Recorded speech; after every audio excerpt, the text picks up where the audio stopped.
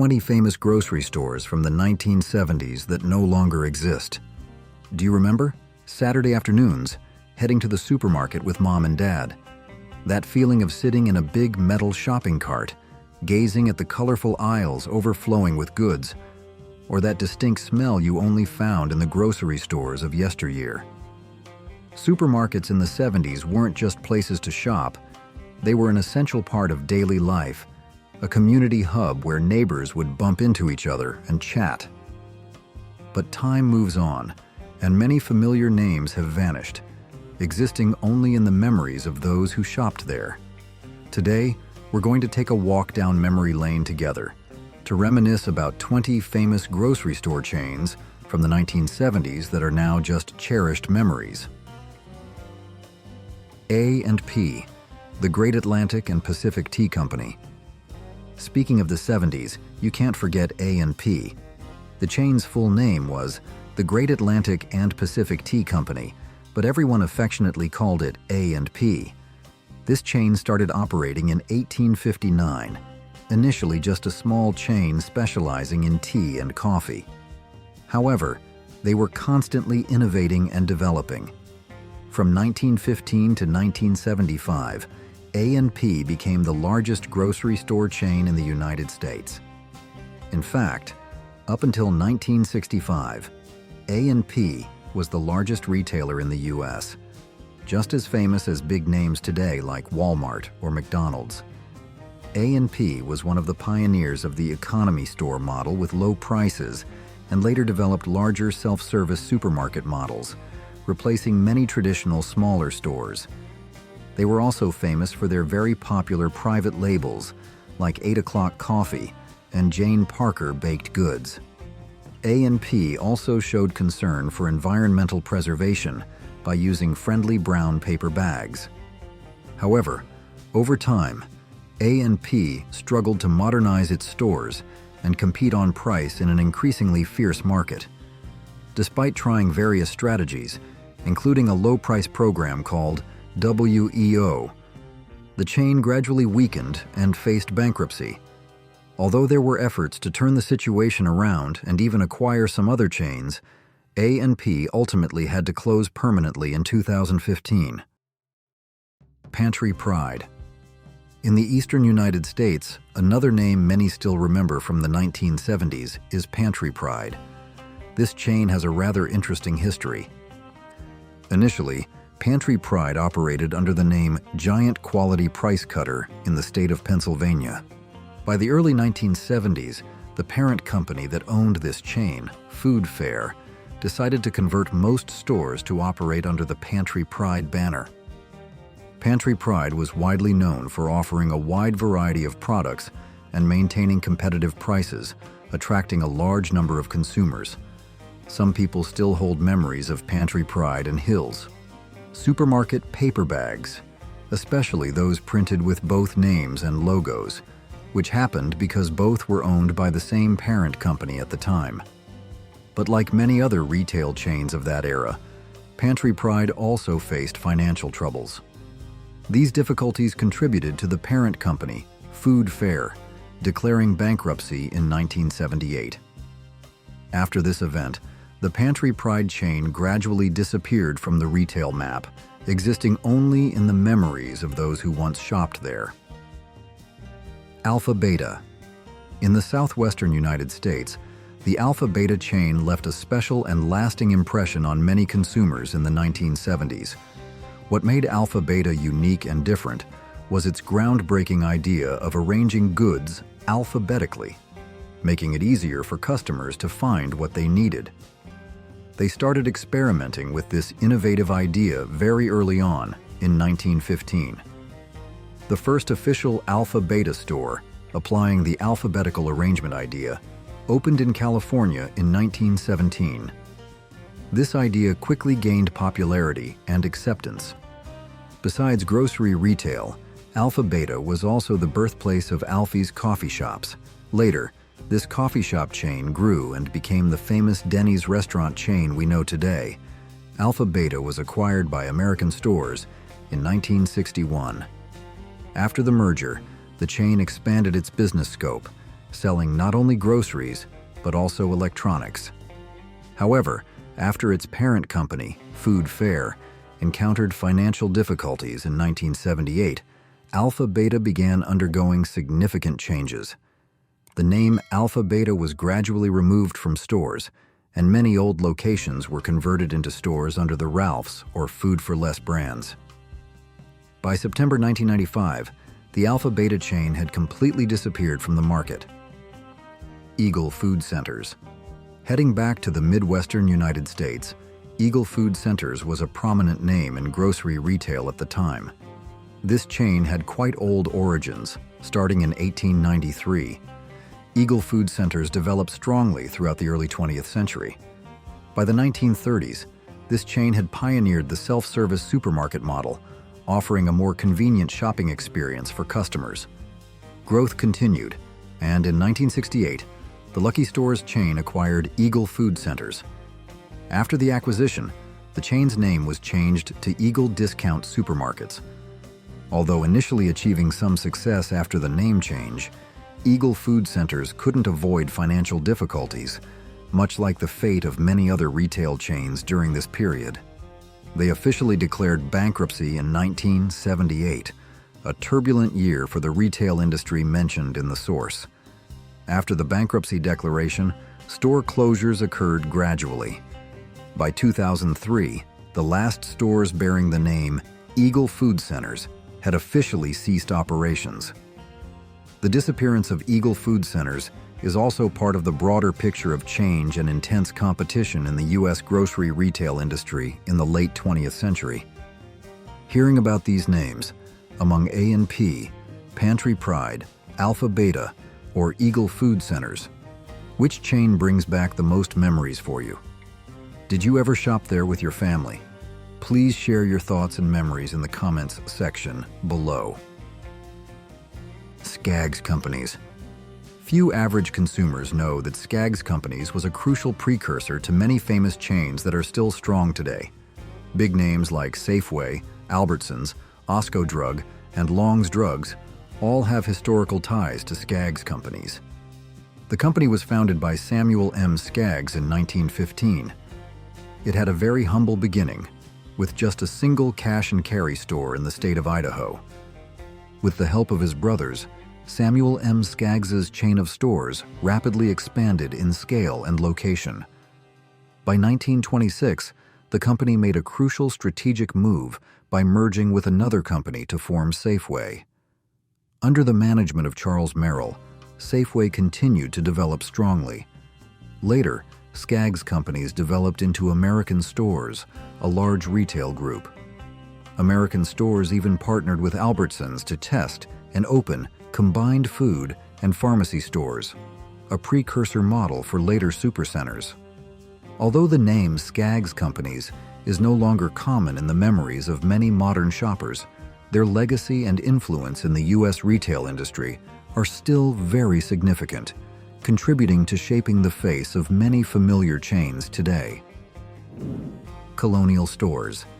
The Colonial Stores grocery chain was once a very powerful force with a wide operating area throughout the southern United States. The history of this chain began in 1900 with the establishment of the David Pender Grocery Company in the state of Virginia. The company developed steadily in the early decades of the 20th century. By 1926, David Pender Grocery Company owned an impressive network of 244 stores. Colonial Stores continued to expand through mergers and acquisitions. They acquired the Alber supermarkets and Stop and Shop chains in 1955, solidifying their position in the market. However, in the 1970s, a major transformation trend occurred within the company. Most stores in the Colonial Stores network were converted and operated under a new brand, Big Star. At the peak of its development, Colonial Stores, including Big Star stores, operated a massive network with over 500 stores spread across many states in the southern U.S. Although the name Colonial Stores may have faded in the memories of many shoppers today, its impact and legacy still strongly resonate in the history of retail development. especially in the South. Big Bear Stores. The Big Bear Stores chain was a very beloved and familiar name to residents of Ohio and West Virginia throughout the 1970s. They built their reputation on offering a significant variety of product items and maintaining affordable prices, suitable for the budgets of a large number of consumers. Big Bear Stores was founded in 1934. Since its inception, the chain experienced stable growth over many decades. This growth helped them reach an important milestone in the 1980s, when the number of stores in the chain surpassed 100. However, the retail business environment became increasingly competitive. Increased competition, coupled with internal financial difficulties, gradually led to the decline in the operations of the Big Bear Stores chain. Although efforts were made to revitalize the brand and improve the business situation, Big Bear ultimately could not keep up with the rapid changes in the retail industry and the pressure from competitors. Although the chain no longer exists, many loyal customers from that era still cherish fond and memorable recollections of their shopping experiences at the familiar Big Bear Stores. Hills Supermarkets. For people living and growing up in the New York area, Hills Supermarkets is a name that evokes many nostalgic feelings and was very familiar in the 1970s. This chain was known for offering a wide range of goods to meet the daily shopping needs of local customers. Despite achieving a certain degree of popularity in the community, Hills Supermarkets faced a major challenge: extremely fierce competition from other retail chains in the same area. Under increasing competitive pressure, Hills constantly struggled to try and maintain its market share. However, over time, the chain was gradually overtaken by stronger competitors. Ultimately, Hills Supermarkets had to face the difficult reality and permanently close its doors. Many people still remember Hills not only for the variety of products, but also for the friendly and welcoming atmosphere the chain provided. The locations that were once Hills Supermarkets have now been replaced by other stores belonging to new retail brands. One viewer shared a memory of frequently shopping at Hills, along with Corvettes in Nassau County, every Friday evening, proving that Hills was once a part of the community's shopping routine. Food Fair. Food Fair, a prominent grocery store chain in the 1970s, was sometimes also known as Pantry Pride in certain geographic areas. Food Fair became a favorite choice for many shoppers back then, mainly due to offering a variety of available products on the shelves and maintaining competitive prices, helping consumers save money on their daily shopping. However, by the late 1970s and continuing into the 1980s, the Food Fair chain began showing signs of weakening. Many factors combined to contribute to the ultimate collapse of this chain. These included increased competition in the retail market, changes in consumer preferences and shopping habits, along with the company's internal financial difficulties. Although efforts were made to try and revive the brand and improve the business situation, the Food Fair chain ultimately could not turn around the difficult situation. The locations that were once Food Fair stores today are just silent reminders of the chain's once glorious presence in the U.S. retail market. Red Owl. The Red Owl grocery store chain was once a very developed and influential business, especially in the Midwestern United States. The company was founded in 1922. Interestingly, initially, Red Owl operated as a coal business. Their original slogan was very unique and reflected this business area: "Be wise, burn Red Owl coal." The company's first store was opened and operated in the state of Minnesota. Soon after, the network of Red Owl stores quickly sprung up and expanded throughout the upper Midwest. The chain's characteristic symbol, a seemingly wise red owl perched above the store name, created distinctiveness and easy recognition for the brand. This symbol became associated with community-focused shopping, where people felt close and familiar. However, Red Owl also faced challenges in its business and development process. Finally, in 1963, the chain sold its Chicago operations to National Tea Company. One viewer still clearly remembers the Red Owl store in St. Paul with a large owl sign, looking down on the street. An unforgettable, iconic image.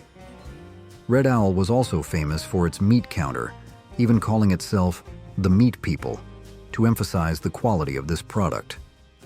As you can see, each store chain has its own story, its own unique characteristic.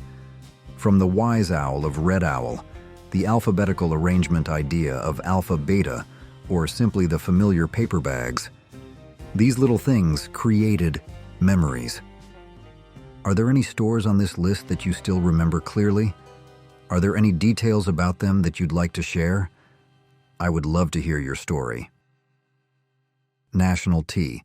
National Tea, a grocery store chain that once held a strong dominant position throughout the Midwestern United States, left a deep mark on the history of shopping in this country. The chain was founded in 1899 in the city of Chicago by a Danish immigrant. National Tea rapidly grew and became a formidable retail force. By the late 1920s, the scale of National Tea had reached an impressive figure. Over 1,600 stores spread nationwide. Its widespread presence across many states and a strong commitment to serving local communities were factors that helped National Tea differentiate itself and gain the favor of consumers. The chain's characteristic red and white sign became a familiar image associated with many residential areas throughout the Midwest. However, in the 1990s, National Tea began facing increasing challenges and gradually entered a period of decline. The chain struggled to adapt in time to the continuous changes in consumer preferences and to cope with the increasingly fierce competition from rivals. Ultimately, National Tea gradually faded and lost its dominant position. This chain was once used by economic experts as a typical example in studies of a large business losing market dominance. Gemco. Gemco, a membership department store chain that was once very vibrant, made its own mark on American retail history. The chain was founded in 1959 in the state of California. It's interesting to note that Gemco initially started out as a coal business before completely shifting to grocery and department store retail. The Lucky Stores chain played an important role in Gemco's development by acquiring it. After the acquisition, Lucky Stores added supermarket items to the Gemco stores, transforming it into a stronger and more diverse chain. A particularly notable highlight and commitment of Gemco was the one-stop shopping model. This model is considered a crucial precursor to the hypermarkets popular today, where customers can find everything they need in one location. Customers visiting Gemco could shop for a wide variety of goods, from gardening supplies, groceries, to general department store items. A viewer on Reddit even remembers Gemco as Walmart before there was Walmart, indicating its scale and variety. However, Gemco faced takeover attempts from outside and was ultimately liquidated by Lucky Stores itself in 1986. Although it no longer exists, Gemco's legacy continues through Target, which acquired and renovated many old Gemco store locations to become the famous Target stores. Fazio's. Fazio's, a supermarket chain with a strong presence in the Southern California area, wrote its name into the annals of American retail. Initially, this chain was known as shopping bag food stores. Their journey began in 1930. Fazio's particularly focused on providing convenience for shoppers. Customers frequently browsed the store aisles to buy daily necessities, from fresh produce to dry goods. The chain went through a period of stable growth and even expanded its operations to Chicago by acquiring the Dominick's chain in 1968. Old photos show Fazio's had special sections, such as an area called the wine cellar, or busy checkout counters staffed with teams bagging groceries for customers. However, by the 1990s, Fazio's faced a difficult fight for survival in the market. Changes in consumer shopping preferences, along with new dynamics and trends in the retail market, contributed to the chain's decline in operations. Fur's. The Fur's supermarket chain was a resilient retail icon in the retail landscape of Texas and New Mexico. The chain was founded very early on, in 1904. Fur's began as a small grocery store in the state of Texas. The Fur family played a key role in expanding the chain's network of stores. Gradually, they boldly ventured into expanding their business operations into the state of New Mexico. Fur's was always committed to providing convenience for customers and building connections with the local communities where they operated. However, over time, the retail industry underwent significant changes. To adapt, Fur's made a unique business model transformation. They converted into a cafeteria-style restaurant chain, no longer simply selling groceries as before. Today, the Fur's chain only lives on in the nostalgia of many people, a reminder of an era when grocery stores weren't just places to simply shop. Hecht's. Hecht's, a grocery and department store chain operating mainly in regional areas, was once part of the retail landscape but eventually disappeared. This chain was founded in 1959. Hecht's wasn't just a shopping destination. It was seen as a community center in small towns. The chain's name was cleverly created by combining the surnames of its founders. Hecht's stores operated as standalone discount department stores, widely distributed in small cities and towns across the states of West Virginia, Western Maryland, the Ohio Valley area, and parts of Indiana, Kentucky, and North Carolina. However, by the late 1990s, Hecht's began facing extremely fierce competition from larger retail chains with bigger scale and resources. Although efforts were made to revitalize the brand and improve the business situation, Hecht's ultimately could not overcome the financial pressure and was forced to permanently close. It's interesting to see how many store chains tried to combine multiple types of shopping experiences, isn't it? From department stores combined with groceries, or even including jewelry. Do you remember any other stores from the 70s that had unique combinations like that? Or simply a store that you particularly loved and still remember today? Share your memories. QFY, Quality Food Incorporated. QFI, short for Quality Food Incorporated, was a very popular grocery store chain in the Pacific Northwest region of the U.S. throughout the 1970s. This chain was famous for its strong commitment to product quality, especially fresh items.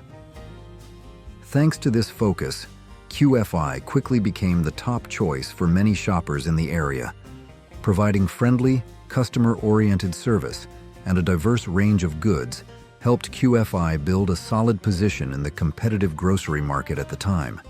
However, over time, QFI also eventually faced serious challenges, leading to a decline in business operations. As larger grocery businesses with widespread operations began expanding their reach and increasing their presence in the region, QFI found it increasingly difficult to compete directly with them. Unable to keep up with the rapid changes in the industry and the pressure from large competitors, QFY was eventually acquired by other grocery chains. Although the name QFI may have faded into obscurity for many, the memories of shopping at QFY are still vivid for many people who grew up in the Pacific Northwest during that period. Valu Mart. Valu Mart, a retail venture initiated by the then retail giant Sears, with the ambitious goal of making a mark in the grocery business. This chain was founded in the 1950s and had a relatively humble beginning in the city of Seattle. What's unique is that Valu Mart's direct parent company was Weisfield's Jewelers, a rather unexpected and uncommon combination between the jewelry business and grocery. Leveraging the strong brand reputation it had built and its widespread presence, Sears aimed to provide customers with a convenient and comprehensive shopping experience. They wanted to combine grocery shopping with purchasing other Sears items at the same location. Valu Mart stores were designed to operate as a single destination for shoppers, where they could find everything they needed, from clothing, home appliances, to essential daily groceries. However, Valu Mart struggled greatly to establish a solid foothold in the competitive grocery market. Ultimately, this chain ceased operations in the late 1970s. Lucky Stores. Lucky Stores, founded by Charles Crouch in 1935 in the state of California, was once a very famous and popular supermarket chain in the U.S. Lucky grew into a beloved chain by offering affordable prices and having a significant variety of goods, meeting the needs of a large number of consumers. In its golden age, Lucky Stores were widespread throughout the West Coast region. An old photo shows the Lucky sign with the intriguing slogan, "If you only knew." Lucky Stores also engaged in mergers and acquisitions to expand its scale of operations. This chain acquired Eagle Food Centers and Gemco, significantly increasing its scale and market influence. However, as the grocery industry continued to develop and witnessed increasing competition, Lucky Stores also faced difficult challenges. These challenges ultimately led to Lucky Stores being acquired by the Albertsons Corporation in the late 1990s. Although the Lucky brand still exists in a few specific areas today, the majority of its original form and operations have been merged and integrated into Albertsons' system. Omni Superstore. Omni Superstore, a prominent and influential hypermarket chain in the Chicago area, left its mark on the retail landscape before disappearing. This chain was founded by Dominic's Finer Foods in 1987. The first Omni Superstore store opened in the state of Illinois. Imagine a vast shopping space where you could find groceries, electronics, and home goods all at once. Dominic's created Omni Superstore with the goal of competing directly with the low-price and no-frills approach of the Cub Foods chain. Omni Superstore was Dominic's answer to the intense competition in the market. Within the following decade after its founding, 17 more Omni Superstore stores were opened and operated throughout the Chicago metropolitan area. However, Omni faced challenges as consumer preferences and habits changed, along with the emergence of new competitors. In 1997, Dominic's decided to phase out the Omni brand. Instead, they converted the Omni Superstore stores to operate under their own Dominic's brand. Finally, on our list of 20 store chains from the 1970s is Bohack, a grocery store chain that was once very prosperous and familiar in the New York area. This chain was founded by Henry C. Bohack in 1887. Bohack grew strongly and expanded its presence throughout the inner boroughs of New York City and also the Long Island area. The chain's iconic red and white sign quickly became a familiar fixture for many neighborhoods. But what made Bohack special in people's memories? It wasn't just a place to buy groceries. It was about the people and the community. Imagine your dad, mom, or friendly neighbors working there, the kind faces always behind the counter. Bohack wasn't just a store. It was a social center where people met and chatted. This family-owned chain clearly demonstrated a friendly and welcoming spirit towards customers. The collapse of Bohack in the late 1970s left a significant void in the hearts of many. Bohack became a cherished memory, a place where grocery shopping combined with friendly chats, and the entire shopping experience was a social activity. One viewer on Reddit even remembers Bohack along with Finast, Met, and Pioneer when talking about grocery stores in the Northeast area. Looking back at these store chains, we can see that the grocery shopping experience has changed so much over the past 50 years. From manual checkouts to the introduction of UPC scanners in 1974, and from simple store spaces to supercenters selling all kinds of goods. Although some things seem not to have changed much, like metal shopping carts, today's shopping experience with self-checkout options, online shopping, and home delivery is truly very different from the past. These store chains may have disappeared from the modern retail landscape, but the memories and nostalgia about them live on in the hearts of those who experienced that era.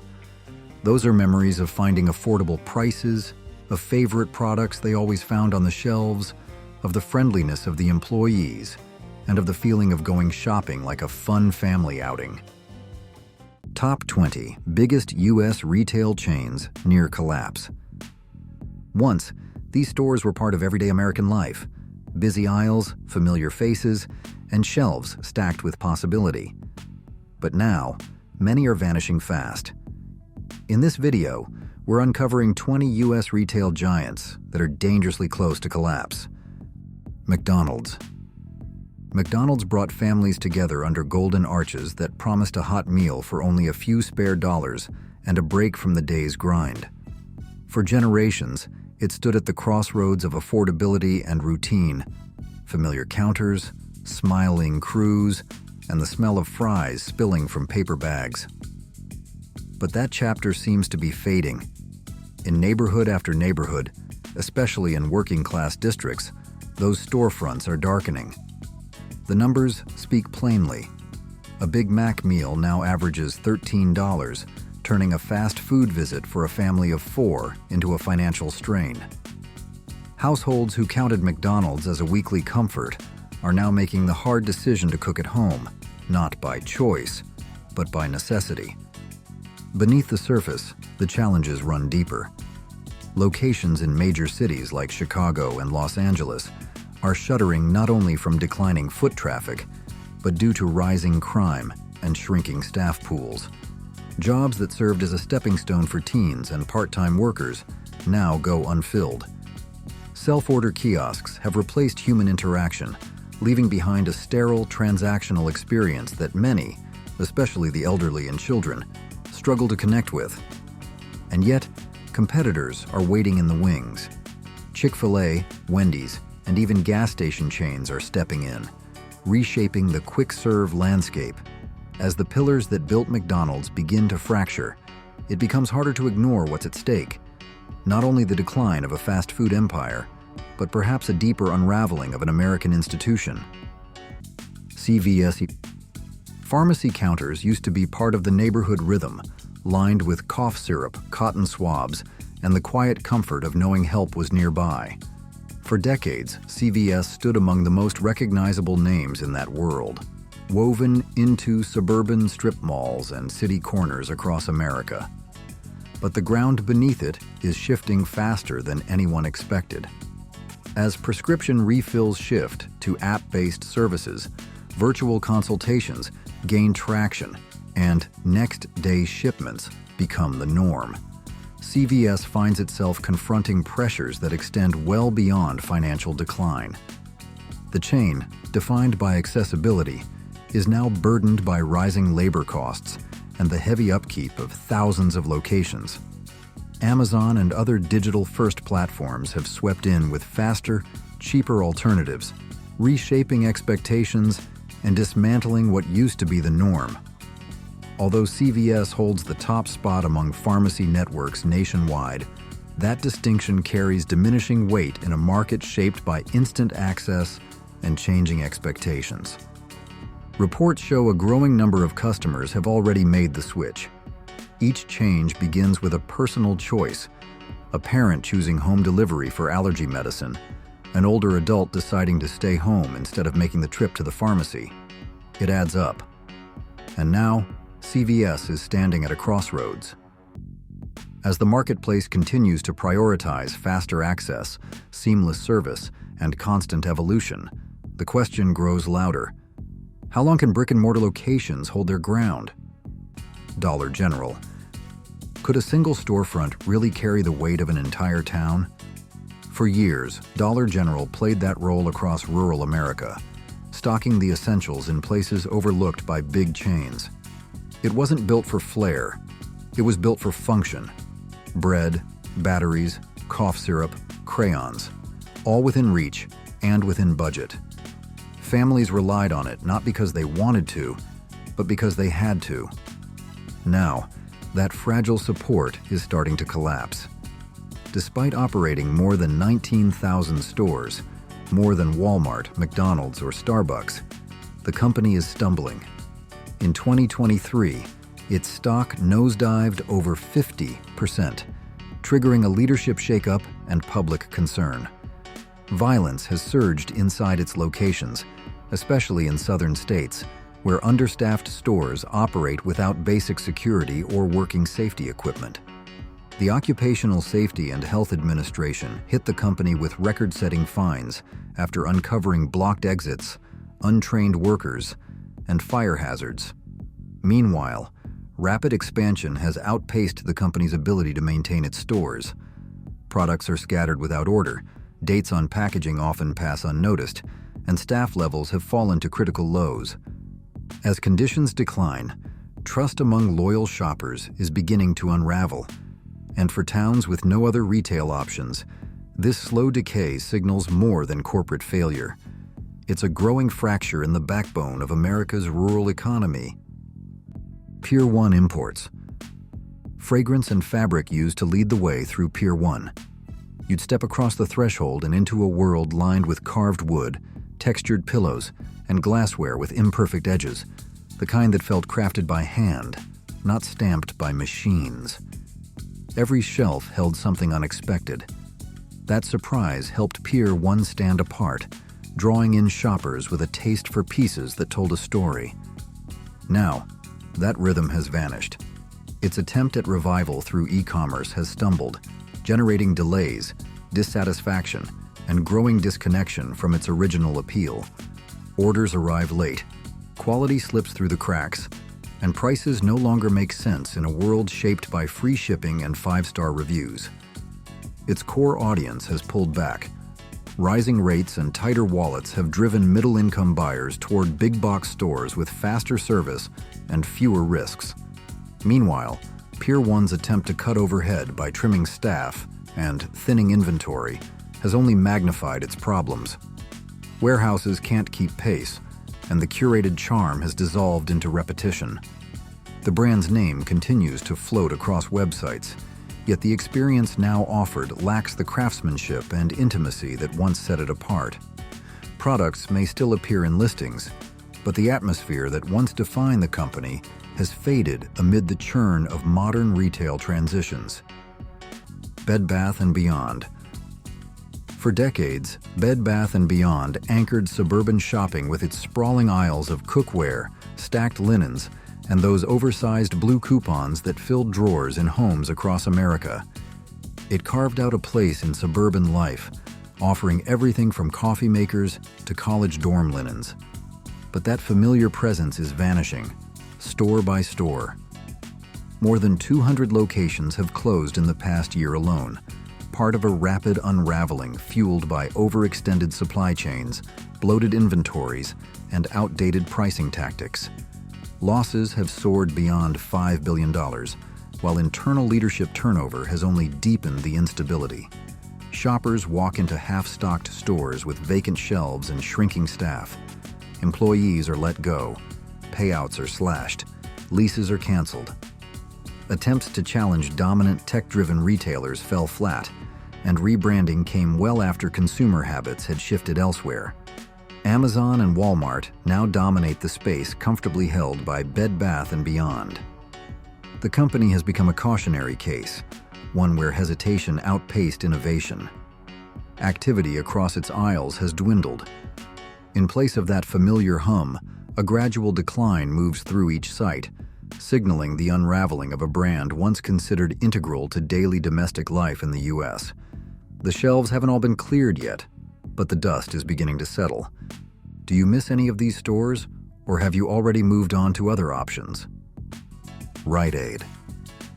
Corner drugstores held more than medicine. They brought human connection to the checkout line, shared guidance without formalities, and created spaces where everyday errands turned into neighborhood encounters. For many towns, Rite Aid filled that role. At its height, the chain spanned over 4,600 locations and served as a dependable stop for everything from prescriptions to toothpaste. Today, that chain has contracted sharply, stripping vast areas of any physical access to its services. The company's unraveling accelerated after legal action tied to the opioid crisis revealed deep cracks beneath the surface. Accusations from the Department of Justice pointed to a failure to act, and the consequences have been steep. Billions in debt, asset liquidation, and mass layoffs. But financial penalties only tell part of the story. As healthcare shifted toward app-based systems and larger pharmacy networks expanded into full-service wellness centers, Rite Aid held fast to an outdated format. The company lacked modern tech integration and failed to establish a new direction. Customers who waited at counters are now tapping apps for same-day delivery. In outlying towns and edge-of-city neighborhoods, each shutdown strips away access to care, cutting off residents who depend on proximity for essential prescriptions. For elderly residents or those managing chronic illness without transportation, access to basic medication has quietly vanished. What began as a corporate misstep now echoes through America's fragile community healthcare network. If this video brought back memories or made you think twice about where you shop, give it a thumbs up, and don't forget to click the bell so you never miss what's next. Macy's. How does a name that stood so tall begin to slip beneath the surface without anyone stopping it? Macy's, stitched into parades, holiday windows, and the rhythm of American shopping seasons, is now struggling to hold its ground. There was a time when stepping into one of its flagship stores felt like entering a grand hall of tradition, with escalators humming and perfume counters glowing under soft light. But lately, those same escalators are more likely to be silent than spinning. Across the country, doors are closing and foot traffic is vanishing. Shoppers who filled Macy's floors now scroll past it entirely. The shift didn't happen overnight, but as larger competitors expanded aggressively and shoppers prioritized efficiency and instant access, Macy's struggled to keep pace. Year after year, profits narrowed. In 2024, revenue slipped again, this time more than 5%, and with it, confidence in the brand. What's harder to measure is the loss of presence. For generations, Macy's wasn't just a store, it was a destination at the heart of every city mall. Now, as costs rise and expectations shift, that identity is fading. Whether Macy's finds a path forward or joins the long list of retail titans lost to time depends on what it's willing to become next. Save Mart. Saturday mornings used to begin with a short drive to Save Mart. Cracked sidewalks, hand-lettered sale signs in the window, carts clattering across uneven pavement. This was the heartbeat of everyday shopping for thousands of working families across California's small towns and older suburbs. For decades, this grocery chain held its ground where others refused to build, offering a lifeline to communities overlooked by national giants. But in late 2023, that story began to unravel. After its acquisition by a private equity firm, the chain entered a period of rapid restructuring. Stores closed, staff were cut, price strategies shifted, and in the process, trust began to erode. Shoppers facing tighter budgets began turning to discount chains and grocery services that offered deliveries without the same compromises. Save Mart's challenge runs deeper than profit margins. Its reach falls short of competing with Walmart's vast footprint, and its technology strategy trails the advancements shaping modern grocery retail. In rural pockets of the Central Valley, it may be the only store for miles. When one of those closes, it's not an inconvenience. It's a setback that reshapes daily life. So as shelves empty out across rural markets and lights fade in once reliable shops, are we witnessing a slow erosion of food availability in communities left out of the modern economy? Big Lots. The bargain aisle used to be a place where working families stretched every dollar, hunting for deals beneath flickering fluorescents and towering stacks of clearance goods. Big Lots became a fixture in that world, its shelves packed with off-brand surprises, its seasonal displays always promising more for less. But that chapter is rapidly drawing to a close.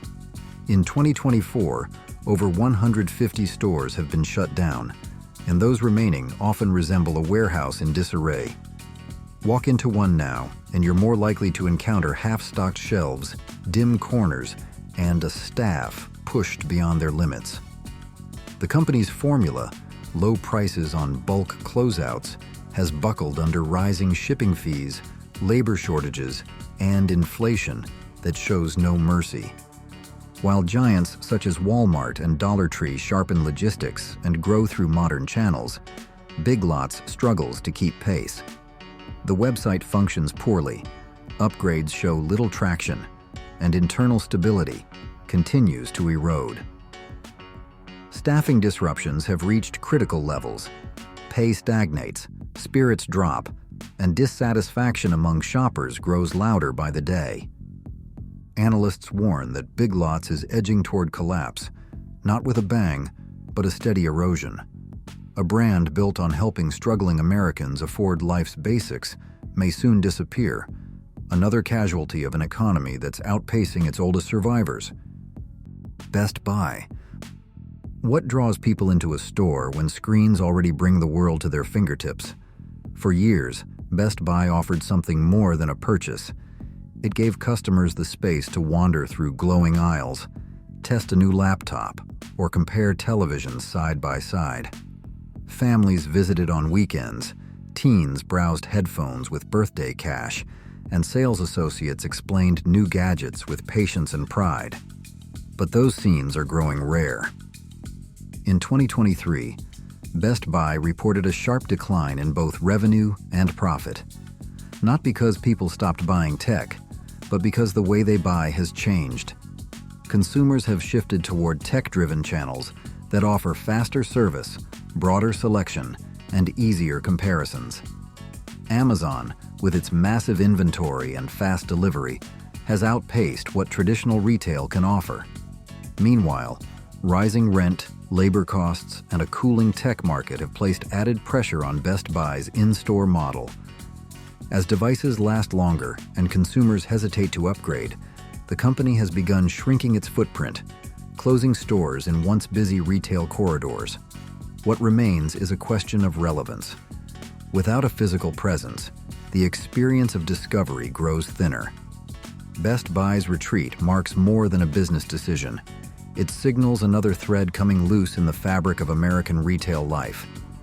Which retail chain do you think is next to go under? Barnes and Noble. Does a bookstore still have a place in a world of endless scrolling? Barnes and Noble stood as a haven, walls lined with stories, weekend readers browsing for hours, parents introducing their kids to beloved paperbacks.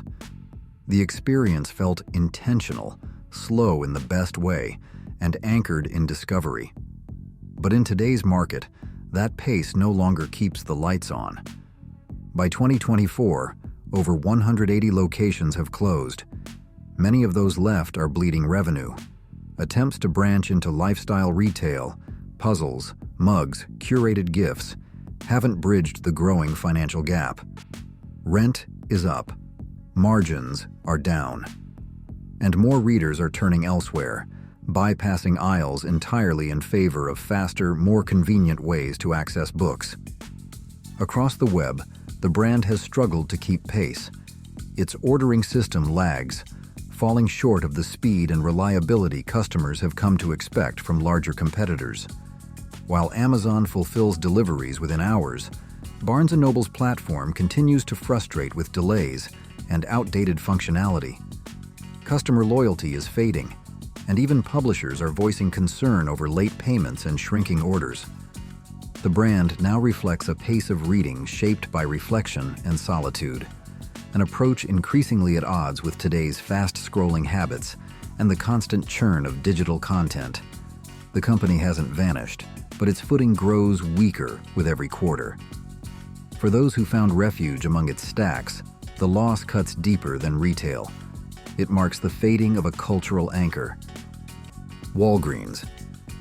Bright pharmacy signs bathed corners of busy neighborhoods in light, marking a place where families picked up prescriptions, bought cough drops in winter, and caught up with neighbors by the register.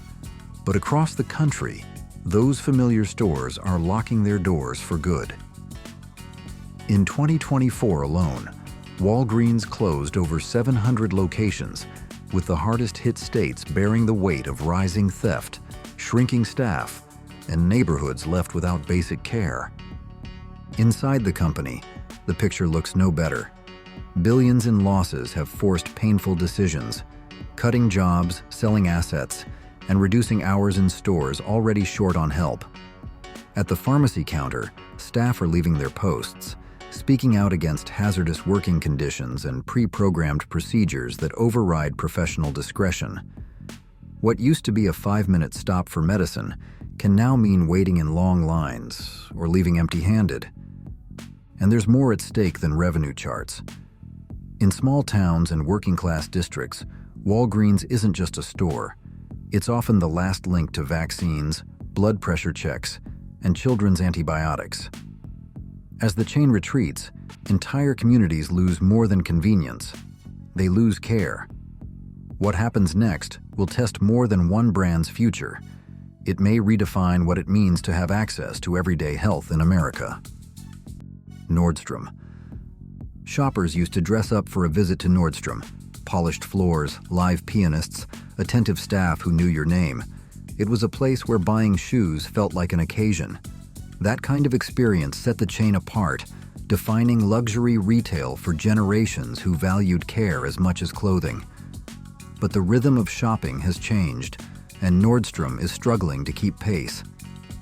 In its fourth quarter of 2024, revenue dropped by over 4%, and profits thinned to their lowest margin in more than 10 years.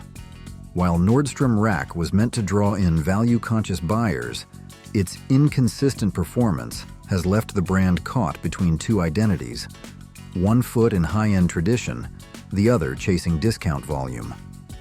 Customers today prefer tapping a screen over browsing aisles. They return clothes with free labels, check reviews on the spot, and expect next-day delivery. Nordstrom's late push into e-commerce hasn't been enough to match faster, cheaper competitors. Store closures have followed. In major cities central to the company's image, doors are closing and lease signs are going up. What's unfolding isn't abrupt, but it's impossible to ignore. A brand built on elegance is now trying to stay relevant in a retail landscape that no longer waits. GameStop. When did picking up a GameStop being part of the fun? GameStop used to be more than a store. It was a destination.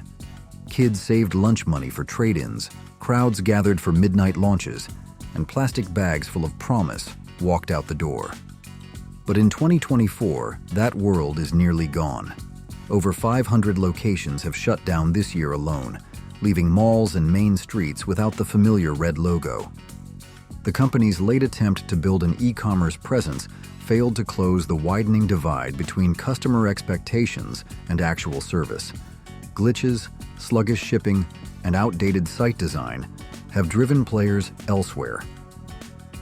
With most customers now downloading directly through digital platforms, the days of browsing shelves for discs are fading fast. Desperate to stay relevant, GameStop jumped into the NFT boom.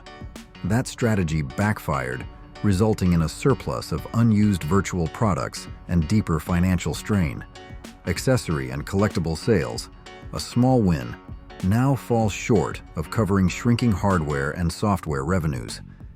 Inside the shops that have yet to close, the atmosphere has thinned.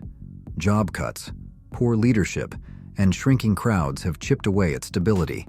As the industry pivots toward downloads and disk drives disappear from new systems, the model that once fueled GameStop's rise no longer supports its survival. And as each shuttered location disappears, so too does another piece of gaming's retail past. Office Depot. Folders stretched across display panels, printers buzzed within display cases, and cartons of paper waited neatly at aisle ends, ready to be carted off to desks and supply rooms. Office Depot didn't need to impress. It functioned. It delivered what people needed to keep work moving. But that rhythm has broken. As 2024 unfolds, the company drifts further into crisis. More than 200 stores have closed, and losses continue to mount quarter after quarter. With liabilities exceeding $2 billion and sales On a steady decline, Office Depot is fighting to stay viable in a marketplace that has shifted toward faster models and left traditional operations struggling to catch up. Attempts to reinvent itself through tech services and shared workspaces have fallen flat, draining resources without reviving foot traffic. Remote work, seen as a possible savior, has only chipped away at demand for office staples. Across much of the country, former customers now click instead of commute.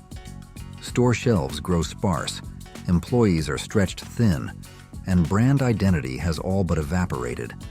The future appears unsettled, an operation caught mid-shift, searching for relevance in a marketplace that prizes immediacy over paper trays and ink refills.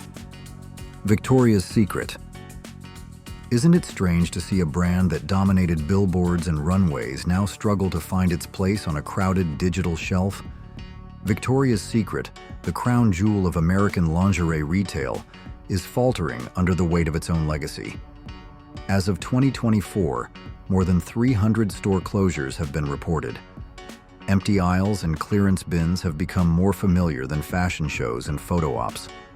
For years, the brand anchored itself to narrow standards that no longer resonate with today's consumers. Meanwhile, rivals such as Aerie and Savage x Fenty have leaned into diversity, connection, and modernity. The shift has been stark. What drew admiration now draws critique, and attempts to adapt have felt late and fragmented. On top of internal hurdles, soaring input prices and inconsistent distribution have only deepened the strain.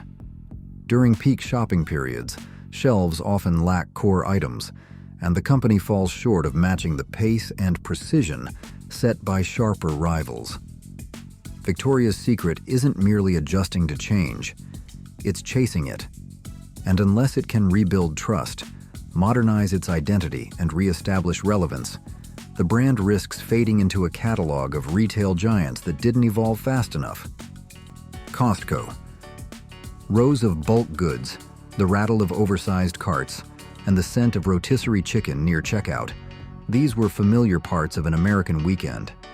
Costco stood as a symbol of practicality, where families stocked up and stretched paychecks a little further.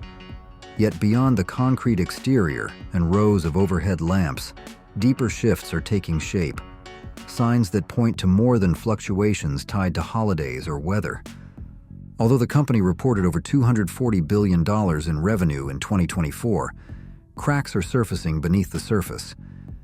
Membership fees considered a bargain now seem like a hurdle for younger consumers with tighter budgets. A growing number of Gen Z and millennials are leaning toward platforms that don't require annual dues, bulk purchases, or a trunk full of space. For urban dwellers without large freezers or cars, the appeal of a warehouse club fades fast. Inflation hasn't helped.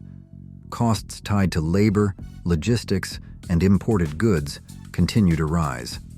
Meanwhile, the company's hesitation in evolving its retail strategy has stretched the distance between what shoppers expect and what they encounter.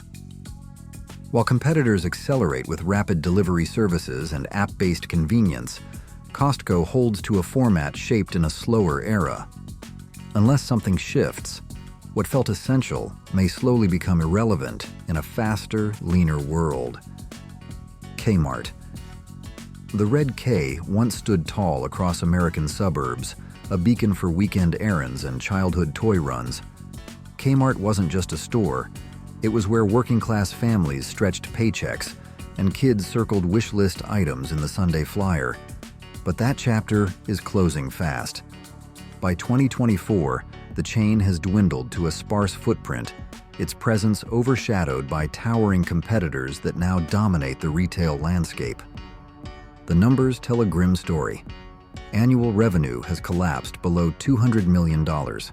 Stores sit in decay, stocked with outdated goods, flickering fluorescents, and aisles that echo more than they invite. Attempts to pivot into smaller formats have stumbled. The website is nearly irrelevant, and brand loyalty has eroded into internet mockery. Shoppers have moved on, drawn to cleaner aisles, lower prices, and faster shipping. Meanwhile, workers face inconsistent schedules, stagnant wages, and little optimism. For vendors and creditors, faith in the company's future has worn thin. Kmart now drifts through retail history as a hollowed shell, burdened by debt that grows heavier with every passing quarter. The blue light specials have dimmed, and the culture it helped shape is folding in on itself. This isn't the closure of a chain. It's the burial of an era built on affordability, accessibility, and American retail dreams. Party City. Who knew a store built around celebration could end in such a heavy silence? Party City, the go-to for streamers, balloons, and last-minute costumes, now looks more like a closing act than a grand opening.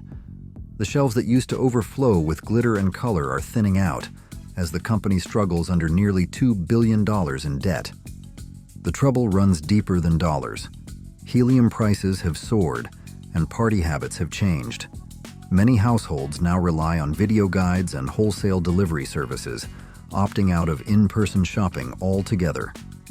In an era shaped by speed and simplicity, Party City's approach, spacious layouts, specialized products, and calendar-driven sales cycles, feels out of sync with how people shop today. By 2024, over 300 stores had shut their doors, marking the company's second bankruptcy in 5 years. Thousands lost jobs. Rebranding efforts fell flat. The attempted tech transition, meant to revive the brand, collapsed under system failures and growing customer complaints. At the same time, rivals offering quicker fulfillment and more intuitive technology pulled ahead, leaving Party City struggling to catch up. Analysts now point to missteps that began years earlier: poor leadership, delayed innovation, and a refusal to adjust to shifting demand. What promised joy at every turn has instead become a lesson in what happens when a business can't evolve fast enough. Thank you so much for joining me on this trip down memory lane today. If you enjoyed this nostalgic journey, don't forget to hit the like button for this video, and especially click the subscribe button for the channel Who Remembers, and ring the notification bell so you don't miss the next exciting nostalgic videos we'll bring you. Please share this video with your generation friends so they can also relive these beautiful memories. See you in upcoming videos. Thanks for watching, and live fully in your memories.